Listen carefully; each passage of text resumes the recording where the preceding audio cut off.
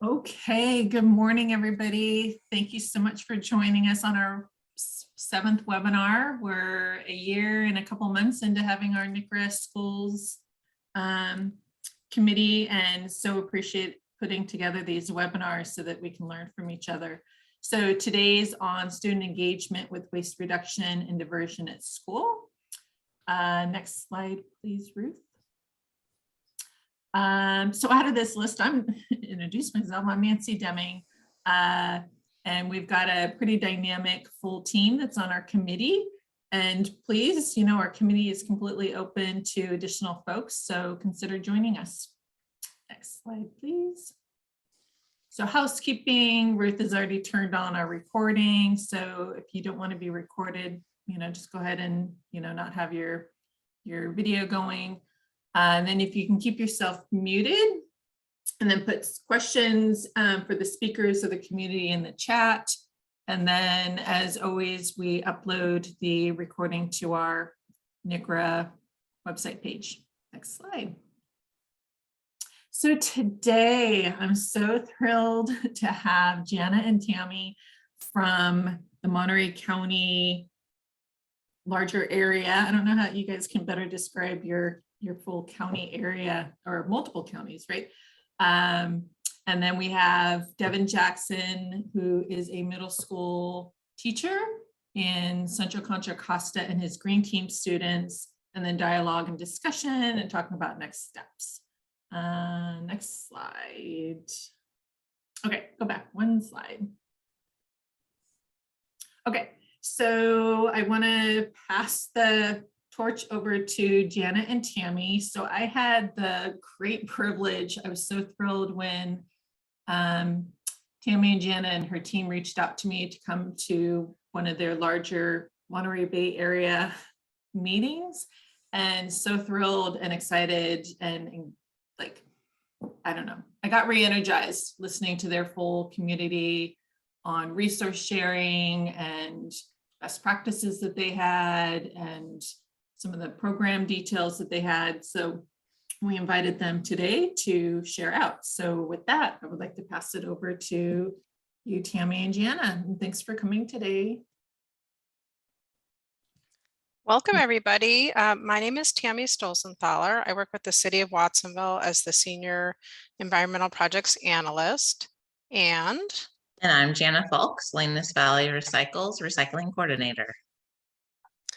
First, we really truly want to thank NCRA and Nancy and Jill for offering this incredible forum. And I hope I'm not leaving anybody out, anyone that's helping to set up this forum. It's been my go-to for best practices in doing outreach in the schools. And I've gotten so many tips on best practices that we can use on the ground with the technical skills in the schools. And I just love the website. And I always go to the website and when I have a question, and it's there. So what an amazing resource. So Jana and I are representing SCRAP MBA, which stands for Schools, Compost, and Recycling Advocates Program in the Monterey Bay area. We formed a regional collaboration of waste hauler outreach personnel to better support our schools in waste reduction. So SCRAP helps us waste hauling agencies to implement best practices to reduce waste and of course meet the stringent rules for the state for the waste reduction. And next. All right, so just a note, Tammy, I can't see anybody while I'm presenting this, so just going on voice. So we are the Tri-County area scrap team. So that's Santa Cruz, San Benito, and Monterey County. And as waste haulers, we are required to provide outreach and education on these requirements. SCRAP helps us to view model programs, develop best practice strategies, resolve challenges, and share resources. Honestly, we have not met very often since 2020, but we hope to meet more often now that schools are asking for help and setting up food scrap services and eventually food recovery programs. So I won't go over the legislation much, as probably most everyone on the call understands that the bottom line for all of these regulations that kind of work in tandem is that schools are required to recycle and provide food scrap and food waste recycling, and also will be required to do food recovery. So for SVR, which is Salinas Valley Recycles, we have been at this implementation of food scraps for a few months now. We're constantly evolving our program. So since August, we've completed implementation at 30 schools. Currently, the process is our resource recovery staff conduct a planning meeting with on-site school leaders and identify all of the infrastructure needed on site. We've purchased additional food waste bins, the green bins for schools, and we'll bring additional green bins for the kitchen staff and also additional recycling infrastructure as needed. We label all the bins and prepare the sorting station with the hauler, jurisdiction, rep if available, so the staff from the cities. And we will be on site for 2 days to help students go through the line and get used to the process. Now we only have 91 more schools to go, so just a little bit more. We know that the time spent implementing correctly will reduce contamination and provide for a better program. Schools generate a lot of organics, but the likelihood for contamination is great. So with that, we are committed to supporting schools in implementing correctly so that each school is set up for success. So to support this, we put together a one-stop website for schools to get all the information they need. The Jesse Sanchez video, which we'll watch in a moment, is on this page, as well as relevant links to regulations and food share policies. We have training videos for janitorial and custodial staff that go through each waste stream, including what kind of bags are allowed in each stream. And additionally, we have a series of kids training videos geared toward elementary students. Each video is about a minute long, so they're easy to watch multiple times prior to implementation. And we have a different series planned for teens in the upper division, which will hopefully be launched soon. We have a downloadable planning template, labels, and posters for both students and cafeteria staff. We've also created a pledge for students to fill out before implementation. Studies have shown that a commitment increases participation and success in the program. So having these discussions before the program gets implemented and teaching kids what they're going to do and requesting them to pledge to do it right helps the program tremendously. We're currently working with schools to provide share stations and adopt traveling apple policies that allow students to bring home non-perishables from the served lunches and share boxes. Currently, 1 in 3 children in Monterey County is food insecure, so share boxes help give hungry kids an additional food option. This program will need to be expanded to ensure all edible, uneaten food will be donated by 2024, as schools do fall under the Tier 2 of the edible food generators of SB 1383. So in Monterey County, we have a very large service area. Our service area is the tan portion on this map. And with that, we have 21 school districts, which is the multicolor map, with over 120 schools. This is a really big lift for our small team, but we are working with the haulers, the county, and city representatives to roll out programs to implement food scrap and food recovery programs at all of these schools. One obstacle for school programs has always been support from school management. Schools have so many things to contend with that waste reduction programs can easily be set to the side. Knowing that we created a short clip of our big success story about Jesse Sanchez Elementary in Salinas. This school was able to succeed through administrative support, a principal dedicated to the cause, and thankfully they never gave up using reusable trays or dishwashers. But as it's always better to learn from those that did the work, let's check out their story.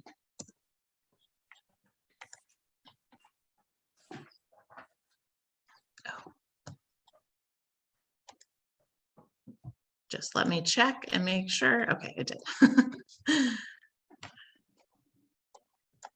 Word, I didn't save share sound.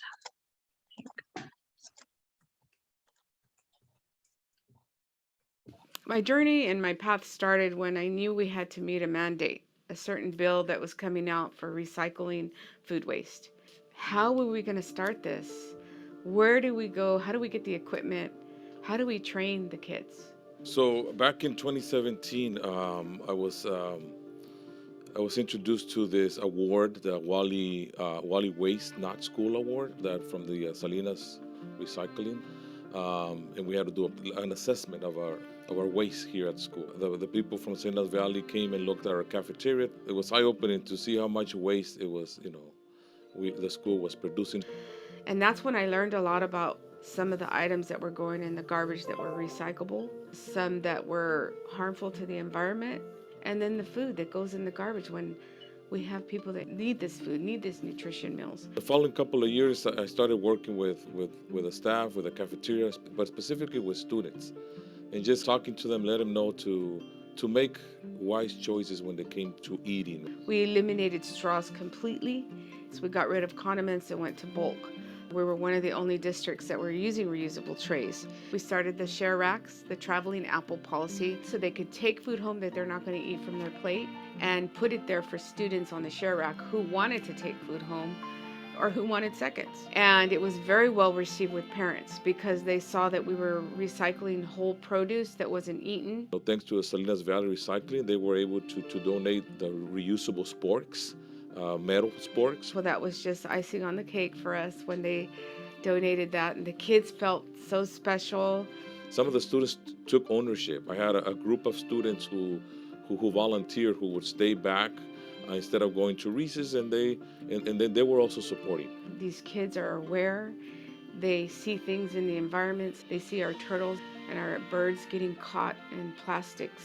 We were able to qualify again for that award in 2019, and again Salinas Valley Recycling came in and did the same assessment. It highlighted that there was a big reduction in waste. And how much room and space we made in the actual dumpsters that were going in the garbage. I think, if I remember correctly, there was like about 20% of waste, compared to what it was before. And I presented this whole presentation to the board along with Salinas Valley Recycle, and the board was very pleased with it. I do recommend it. It's great to see the benefits of it, both financial benefits, but most importantly, that we are helping out the environment and reducing waste. I think investing in a zero waste program is absolutely the way to go. Absolutely 100%. I support this program.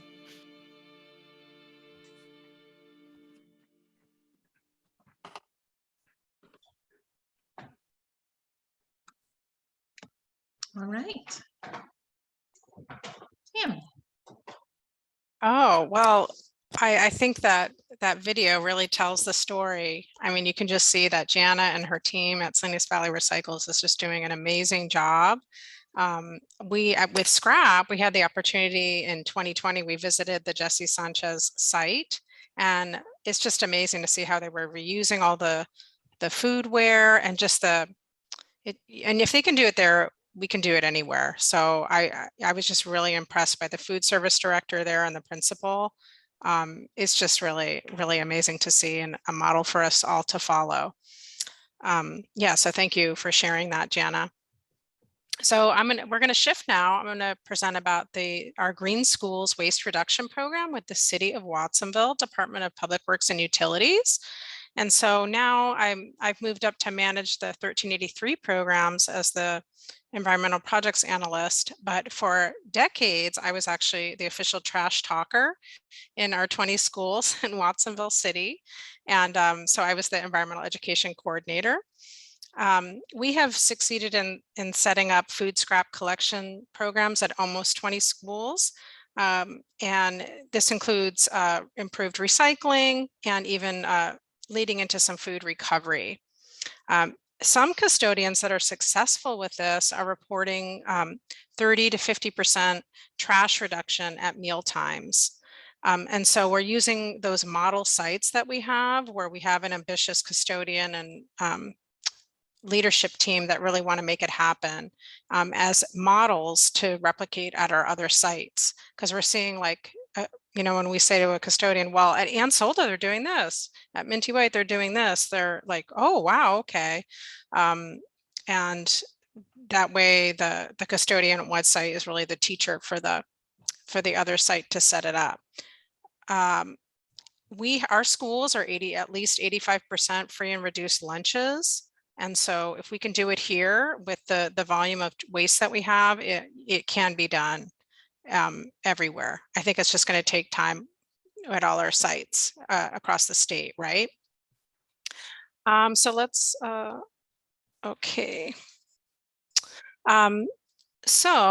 We partner to achieve this. We actually partner with the PVUSD superintendent, food services, custodial management, school staff, and classrooms. So we have really achieved positive success by forming formal and informal partnership with PVUSD. That really kind of set this off in a better direction to get the support there and through, productive discussions and just positive support and positive press. They want to hear the kudos. They want to hear the good press about even the small green wins that they're achieving. So we on sites, we offer in-person training for food service and custodial staff. We do a lot of education on site with support in forming the green teams you can see in the picture here. The most recent development is that our amazing superintendent, Michelle Rodriguez, has formed a formal board committee called the PVUSD Green Team. And so this is taking it to a whole new level where we're working to do audits of the schools on a whole array of green things and to really expand this effort at a really high level. So I'm just really proud of the district for supporting this and seeing it through. Okay, next slide. Of course, we've definitely had to adjust to the limitations of the pandemic era and the recent trouble of getting things restarted, especially with the staffing shortage. So everyone take a deep breath. Hopefully we just have another month of this staffing shortage. The spirit is there, principals are saying, yes, we want this. The students are eager and able to sort their waste. And so they're wanting more support, but I'm really optimistic that we can get things restarted. It just takes a lot of that in-person time. So for the pandemic era, number one, we're retraining staff at each site in small group discussion settings. You can see in the top right, that was a pre-COVID picture, but we go once a week, we go into a different school and we work with the staff and see how they want to set up their system. So sharing what the mandates are and strategies, but asking them, how do you want to set up this system? What bins do you want to have? How are you going to make this work? Number two, everyone here, we're adapting to our COVID school situations. We're seeing more meals being served outside. And one adaptation I've been making recently is to focus more on food scrap separation rather than recycling, because I'm seeing so much contamination on the recyclables with the milk, the stinky milk and the trays having ketchup on them. So I'm kind of shifting because the kids really seem to get that food scrap separation really pretty easily. Right. And we're getting like 60, 70 pounds of it at an elementary school each meal. So we're really focused on that. You can see in these two pictures. At the high school level, okay, you can give me a reaction right now if you are challenged by your high school waste reduction programs. Okay, that makes all of us. So working in the high school level is definitely the challenge, right? We're trying to get like 2,000 young people to sort correctly. So I'm seeing the staff doing great in the cafeteria, putting their scraps in the green bin, which is great. But what about the students? So you can see we're just trying out different strategies. We have our waste sorting station with the trash talkers where we go and walk around to the tables and talk to students about using the bin. And we do like a raffle. Everybody who comes up gets a raffle ticket. We raffle off a reusable bottle just to make it fun. And we're hoping to, we've done this in the past where we work with the high school video academy to create videos, have the students create videos for their peers to explain why this is important, why we should care, why we need to take responsibility. So we keep working towards that. And next slide. So recently, we are now partnering with California Climate Corps on school waste reduction. So we're getting back into school visits and classroom presentations with our awesome Climate Corps fellow, Olivia Yukis, who will be watching this presentation. And so you can see a picture over here, trash talking, getting the kids used to using the green bin, and they're obviously very eager. So yeah, I recommend that partnership. There's an annual application process for California Climate Corps at low or no cost to cities and counties. So consider that. And next. So in March of 2020, over 20 PVUSD custodians, administrators, and students received waste reduction awards from the Watsonville mayor at the PVUSD board meeting. So this really, it felt amazing. There's something about recognizing the people that are doing the hard work on the ground that really makes this go viral. And lo and behold, the superintendent's office, everybody wants to work with us now closely because they've been recognized. So I can't stress this enough, is to recognize your small wins, recognize your people that are like stepping up to say yes to waste reduction. And that they really appreciate the positive press, and yeah, they will continue to work with you if they can be highlighted. Okay. So that's our presentation with the City of Watsonville and Salinas Valley Recycles about scrap. And we could take questions or comments, and we'll look at the chat and follow up as needed there too. Thank you. It's been a pleasure to be here today. Thank you, Tammy. Thank you, Janice. So we've got till 11:30 until Mr. Jackson and his students pop on. So we thought we would field any questions we can up until then, and prioritizing the ones that haven't been answered yet and that are directed to you too. So Mallory's going to help us on that. Mallory. Yeah, sure. We have a number of questions about adapting to COVID, and I know you touched on that a little bit in the presentation. So combining a couple questions from the chat. Did the school district continue using reusables during COVID? Are they using them now? And any sort of results for during COVID guidelines and actions? Those questions are from Sybil and Sophia. Yeah, so some of the reusables were halted for a while, but that school, Jesse Sanchez, is back to using reusables, and a few of the other campuses that we have are back to using reusables. We worked closely with our health department and got verification from them at what point different things like the sheriff's station and multi-service like buffet style service could be put back in action. One of, as most of you probably are experiencing, one of our big challenges is going back to that bulk service instead of everything being packaged in its own container. But as of right now, we're kind of seeing that because the testing has shown that contact transfer of COVID hasn't been a big concern, that we're able to go back to those reusables and multi-service food. Great. I have another question from Gerald. Can you share with us where you purchased the liquid waste, the liquid milk waste bins? I think we got a link for that in the chat, as well as how has that worked? Well, the ones that were featured in the video were kind of a prototype.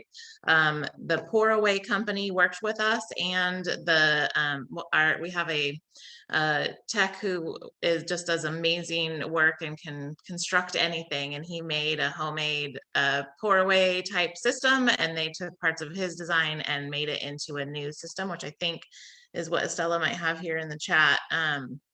And so those pour away milk container systems, we currently got a grant from the Carton Council, and we're going to do some some fund sharing and provide an additional 38 pour away containers to schools in our service area.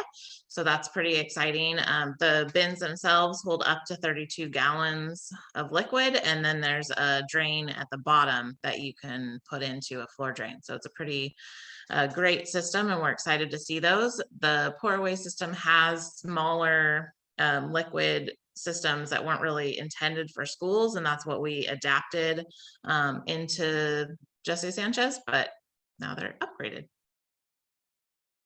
All right, great, thank you. Another question from Patty. Any plans to utilize a small amount of their organic waste to do on-site composting to teach kids composting science?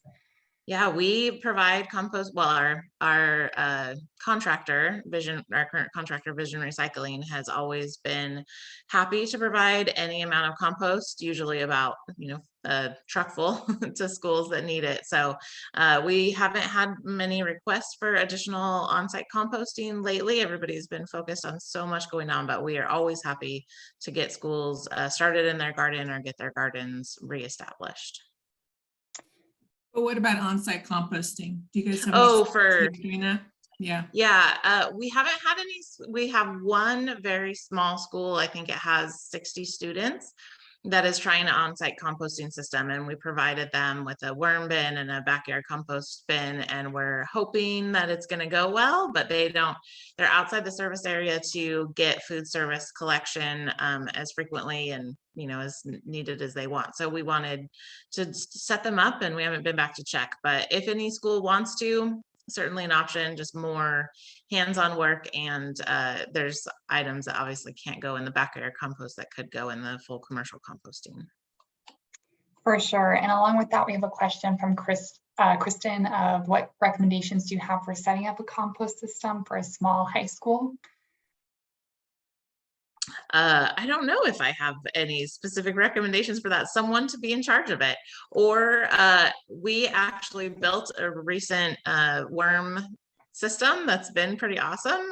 Maybe if somebody is interested in that, we can reach out. I know Estella is on the chat. I don't know if she wants to go off of speaker to say anything, but we do have some composting videos on our website, a little virtual composting class, and we will be having another composting session here shortly, but feel free to reach out if there's more, and maybe Tammy has something to say about that. I don't have so much to say about composting. I mean, my recommendation with that is that every school is required to have the food scrap service from us waste hauling providers. So compost is kind of a great, fantastic demonstration, but I've heard about a lot of kind of logistical issues and rodent issues. And so my recommendation is, keep it small and manageable. Any school I've worked with that really tries to go full scale ends up kind of getting complaints about rodents. I don't want to discourage it in a way, but since you're required to have food scrap service, I also wanted to comment about food share tables, because I did see some comments in the chat.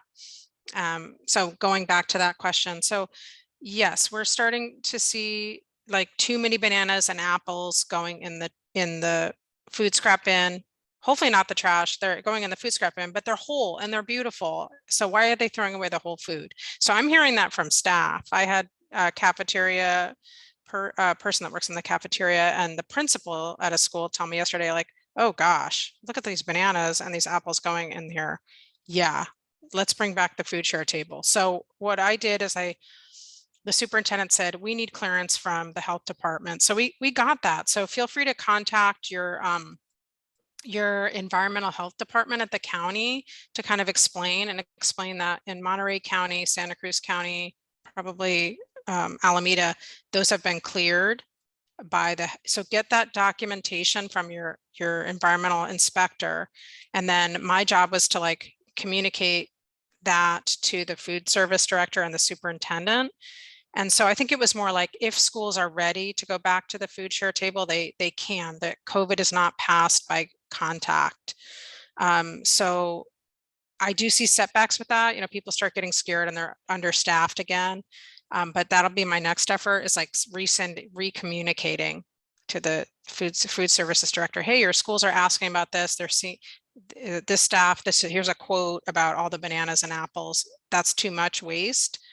Can you please communicate with your on-site food supervisor that yes, you can reinstall the food share table as soon as possible. You know, maybe I'll wait a couple weeks to get through this COVID hump so everybody feels a little more safe.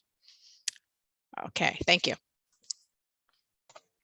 All right, Nancy, do we have time for a few more questions, or do we need to move over to our next speakers?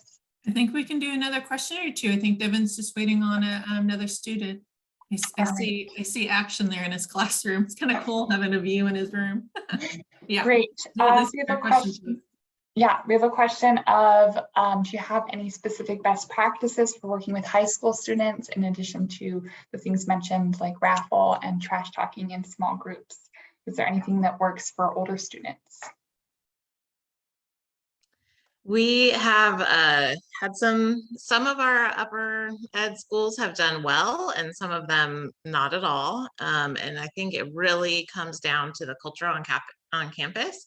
If it is basically a standard that they have to meet, and the people on campus enforce that, then they probably will be able to do it. Also, you know, the upper kids don't need to be told over and over again. They know. But if they're littering all over campus, you're not going to get them to get food waste into the right container anyway. So there's kind of some baselines. We've had one campus that has been catering to students, and they put a 5-gallon bucket under every single table in the entire campus for trash because they didn't want the kids to walk, you know, 3 feet to a trash can on the side of the wall. So we went in and took out all of those and told all the kids, like, this is what you have to do now. You have to do it. And they kind of were like, okay.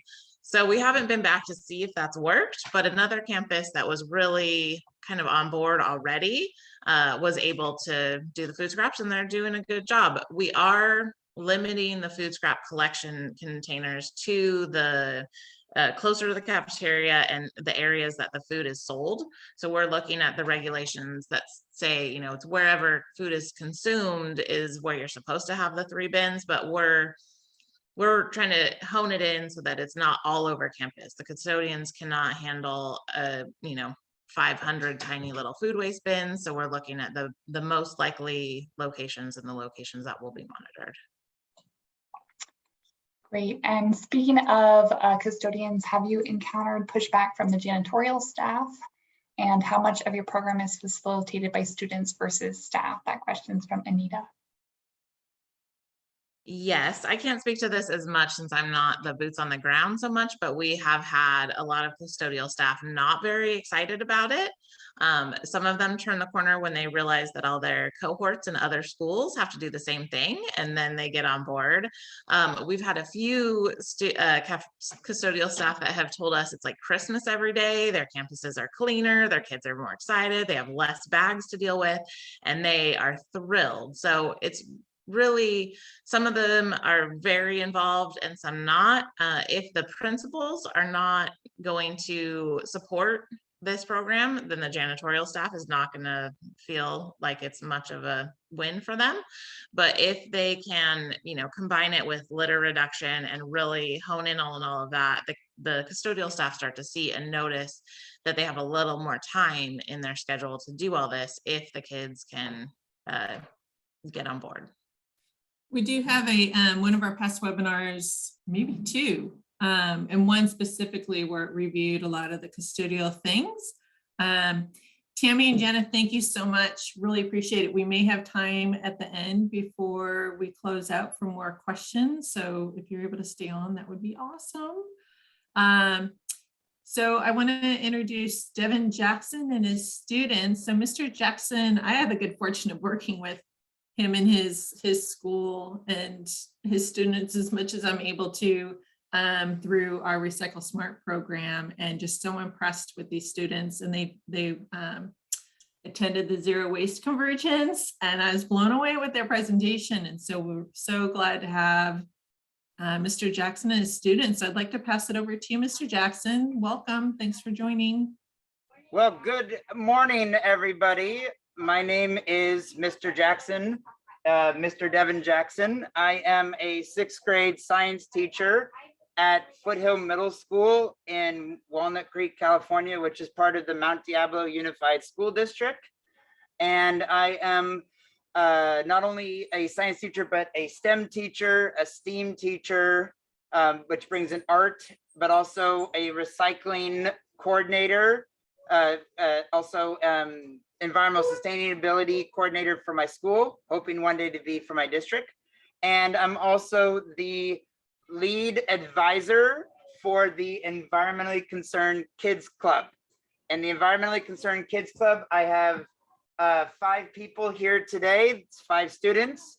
3 of them are currently on right now. I have Mr. Laszlo Foster. I have Mr. Grayson J. I have Mr. William Valladolid. Connor, he goes by. I also have a Dylan Eck Club member. And we've got one. Connor is having a little bit of trouble, so just 1 second.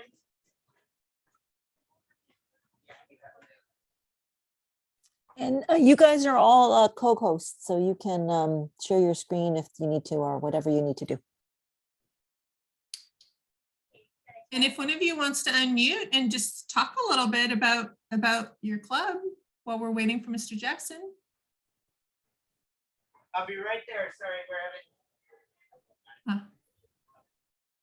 Hi, I'm Sybil Kramer, Los Altos High School Green Team, and the PTSA purchased a rotating composter that's put in the quad for students. I see Mr. Jackson's is back. Yes, so sorry about that. One of my students was just having a little bit of technical difficulties. So I am the advisor to the Environmentally Concerned Kids Club. The Environmentally Concerned Kids Club, this is an EC club that has been at this school for about 10 plus years, almost into 20 years. I have the members that are going to be speaking today. They range from 6th graders, 7th graders, and 8th graders. I'm going to go ahead and start with Mr. William Valladolid, our president of the EC Club. And William, if you could introduce yourselves and just tell us what grade you're in, and just real quickly, 1 sentence why you joined EC, and then go. Hi, my name is William Valladolid. I'm in 6th grade, and the reason I joined EC was because all the stuff around the world is happening. It's just kind of crazy to think that no one's really doing anything about it. So I wanted to be one of the people who did do something about it. Okay, so basically, we have a lot of stuff going on right now. This is California. We're familiar with droughts, and sea levels are increasing and decreasing in a lot of different places. So that's why EC is here. We just want to make people aware, and we've done a lot for this school. First off, in the main area where everyone eats lunch, we have our trash bins, our recycling bins, and our compost bins. Every now and then we will weigh each bin, and then we're going to sort all the trash, the recycling, and the compost. Then we can see how well people sort all their waste. It's called.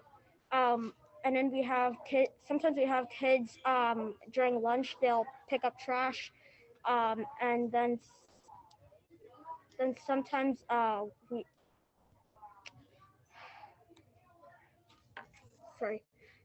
sometimes what we do is we have a garden that we've had for a while. We'll have like vegetables and stuff that we for our cafeteria. We have all this stuff going on for this school, and that's kind of what we all wanted for EC. Okay. Thank you, William. Do we have a next student that wants to share? Yes, I will go next. Okay, so hi, my name is Grayson Hayeen, and I am a 6th grader. I am also part of the EC Club at Foothill Middle School. I joined the EC Club because I know that there is no planet B, and I'm concerned about the future of our planet. Today, I'm going to talk about 2 gases that cause global warming. And believe it or not, one of these gases is actually water vapor. Water vapor is a greenhouse gas because it absorbs long-wave radiation and radiates it back to the surface of the planet. So it's kind of a cycle because the hotter the planet is, then there's more water vapor in the air because of evaporation. So unless we stop that cycle, our planet is just going to get hotter and hotter, and there's more rain, the sea levels rising, etc. And I'm also going to talk about fluorinated gases. There are actually 4 types. There are hydrofluorocarbons, sulfur hexafluoride, perfluorocarbons, and nitrogen trifluoride. So I don't really know like that much about those because they sound that really complicated. But yeah, thank you. Thank you, Grayson. Who's up next? I am. Or whoever wants to go next. So my name is Laszlo. I'm part of the EC Club, and you guys might remember me like doing like a speech like a little while ago. For like a zero waste Zoom meeting. So I just want to like kind of like re-go over that and like say that we only have like one planet, and it's our job as the EC Club to take care of our planet, and there are lots of things that we can do. And in EC, like we've been having like waste audits, and we made like posters and stuff that can help people like put stuff in the right bins and help our planet.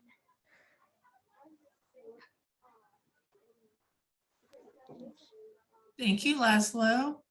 Do you have more, or are you passing on to another co-student? I think, Maddie, can I pass it along to you now? Can DJ go next? Okay. Go ahead, D.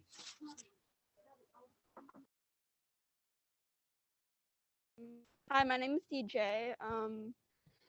I'm really glad I was able to represent for the EC Club at this meeting, and I'm glad we got the opportunity to do this. One of the main reason I joined EC, I've actually been in EC for I was in EC since the beginning of the school year last year.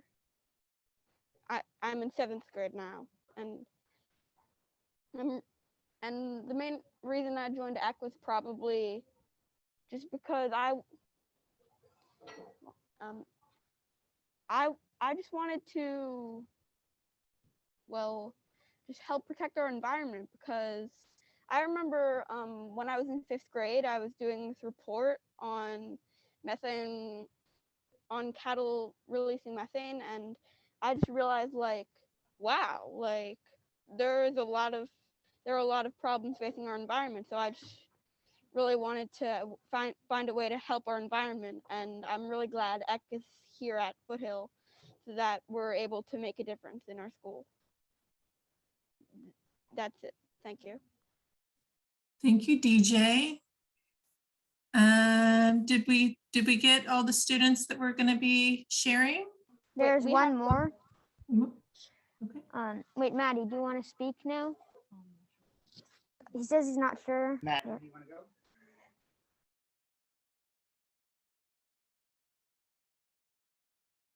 Hi, Maddie.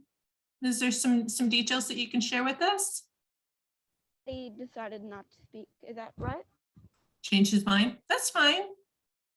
That's cool. Or if you want to put anything in the chat, welcome to hear what your thoughts are. It's up to you, Maddie. All right. He's an awesome 6th grader, just like all of them are. And we are so grateful that everyone, has given us this opportunity today to be online and be able to provide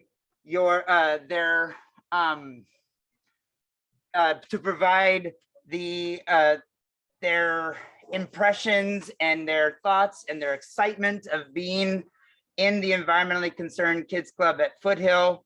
And I'm indebted to these students. They are just phenomenal. We wouldn't have an environmentally concerned kids club without them. We wouldn't be a Green Ribbon School Award winner, bronze level, without them. We also would not be a NOAA Ocean Guardian School year 1 and 2. We wouldn't have had an amazing compost program, a reduce recycle program. We wouldn't have had the 3 waste bins. We've done waste audits, as Connor has mentioned. So, sorry, I keep turning my camera off because I'm actually teaching a class as I'm doing this. So I'm actually multitasking and probably doing a terrible job of it, but I'm doing the best I can. And so, we're just so thankful. And the club I'm just so proud of them. And I'm gonna give them a big round of applause. Pat yourself on the back, guys. And I mean, these are 6th graders. We have one, Dylan is a 7th grader. And he was one of our leaders last year. We are here to help anybody. We would be willing to Zoom with anybody who wants to start a environmental club at their school or their community. We're here. So any last thoughts? I'll just ask them to put it in writing. So I've got students coming in now. So I'm going to say thank you so much, Nancy and Ruth, and hope you enjoyed it. Thank you so much, Mr. Jackson, and students at Club Students. Awesome presenting. We would love to have you back. I know we'd love to have you back. Thank you all for joining. Okay. If there's, Mallory, can you help us out on the chat box to see if we have some outstanding questions from our conversation with Tammy and Jana? We do, yeah. So scrolling back, we have a few questions up there. One's from Christian. Any recommendations or highlights regarding outdoor dining at elementary and high schools? I like the outdoor dining. I'm finding that a lot of our schools are trying to spread out the grade levels especially at the elementary level. And that's really helping us to go around and actually talk to students. It's easier, right? It's easier to train a group of 40 versus 200 at once. So we're liking it. It takes more time, but we're getting a lot more food scraps and recycling collected for sure. I just chime in that with the outdoor dining, you just need to have a system set up so that the kids are really far spread out. If somebody's going to bring back the food scraps to one location, or you're going to have multiple 3-bin streams, it really depends on if it's permanent outside dining or just, kind of take your food and go spread out all over campus. So I think it's kind of each situation. We've had some struggles with a lot of the middle schools only have outdoor dining, and they have too many trash cans to have 3-stream or even just a food scraps and trash at each location. So having food scraps at one location is sometimes the way to go. To circle back to one of the questions to Mr. Jackson and EC Club was on school site composting. So that was one of the projects that they did focus on during shelter in place, was encouraging students and giving information for students to set up home composting, which I thought was a great resource. And they had one of the EC Club members and the dad built a 3-bin station, and they videotaped it. So kind of talking through the steps. And I know Mr. Jackson's working at his school to set up a garden with on-site composting as well. That's fabulous. We have in the works a plan to do a kids composting training. So like our online composting workshop, we'll have it run by kids and video that and put it up. So if there's other resources for kids composting like that, we'd love to put them all together so we can build out our kids area. So I'm hearing that we still have a student on from the EC Club that has a thing to share, has something to share. Hello. So yes, that's correct. Dylan has one last statement and sentence that he would really like to share. Yeah, I'm just really glad that EC Club was able to be here today and talk with the Northern California Recycling Association. The Northern California Recycling Association. Thanks so much for the opportunity to talk, for us to speak here today. And I wish that you have a great day. We appreciate you guys being here. And the thing that came to my mind, and I'm guessing it came to some of my colleagues' minds as well, is the idea of you guys coming back, because with you being in middle school, you have this happy medium, and I would love to know like what resonates for you on climate change and taking action so that we can like apply that to the work that we do to support our schools, because what resonates for you all, and then also just the detailed knowledge that you have on climate change. I think we could also learn a lot from you all on that as well. So Nancy was wondering, Dylan, if you and any EC Club members would be willing to come back to a meeting in the future months and talk more about kind of your thoughts on climate change and whether or not your knowledge and your content knowledge and your skills associated with that, has it increased or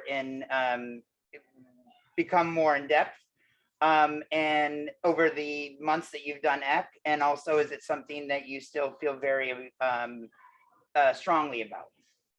Yes, I'm very fond of being in the EC Club, and I hope that we'll be able to talk here again. Awesome. Thank you. Thank you for sharing, and thank you for taking out your time in your busy day for school today. Thank you so much, Dylan. And he has to get to class now. I have to get to my next class. Yep. Okay. Have a good day. So thank you so much, Nancy and Ruth and everybody. This was such a wonderful opportunity to be able to do this. Like I said earlier, we couldn't do it without the students.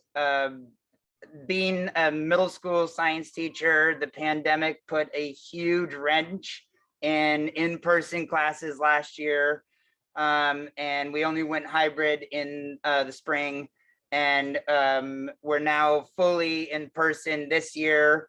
And with the COVID spike, some students are, dropping like flies, unfortunately, and not always able to come to school because of COVID scares. But we're doing the best we can in EC, and we're going to start to really fully implement what we're doing, what we did online that Nancy talked about with our compost project. We'd like to do an edible food yard, schoolyard garden, all those things. We're going to try and implement them this year, and we're going to make progress each year. So yeah. Devin, can you share how many students do you have on your EC Club? That's a great question. So currently there are about 16 students in the EC Club, and they range from 6th grade all the way up to 8th grade. And how do you recruit them? We recruit them by doing a club fair at the beginning of the year, sometimes middle of the year, excuse me, middle of the year and end of the year. And then we also, we try to entice them by saying, you're helping your environment, you're helping nature, there's no planet B. We don't want to do doom and gloom. I recognize that, and based on my knowledge from Project Drawdown, we don't want to do doom and gloom, because that literally is just going to push people away because they get affected. They get feeling like, I'm just one person, what can I do? So I like the mantra, think globally, act locally.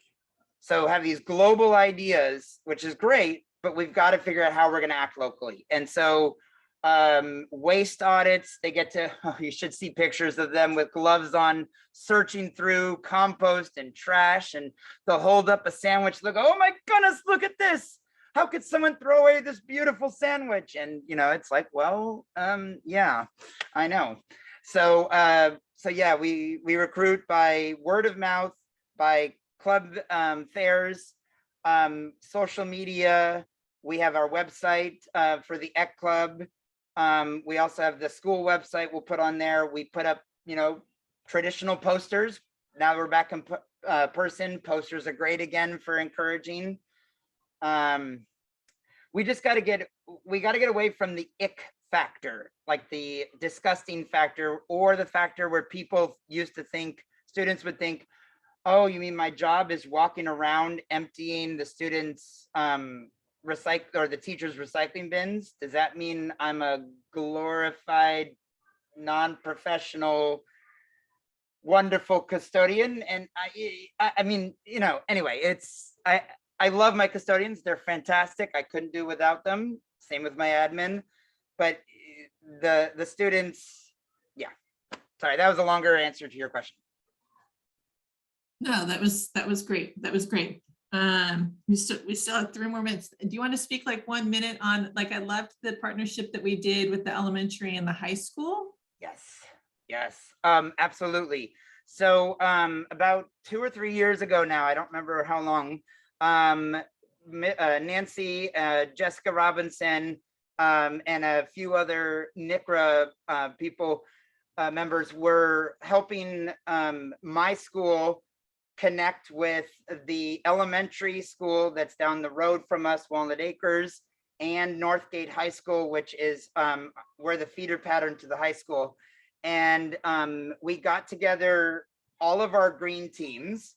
Northgate was the EPA, Northgate EPA, Environmental Protection Advocates, or something like that. I forget their acronym.